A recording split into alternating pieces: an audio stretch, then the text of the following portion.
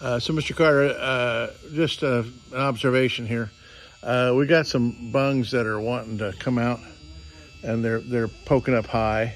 What's going to happen is when we sand for maintenance coats, we're going to sand the finish off of those, and we'll have to color those individually and try to make a match.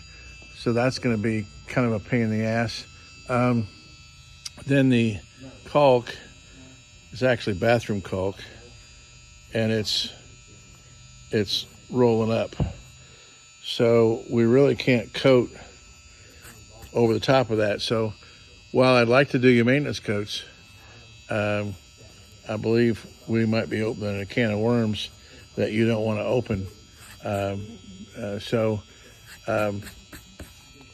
We'll discuss it. I'll give you a price based on that problem, and then we'll go from there. Oh, and I just discovered a little crack in your rub rail right here.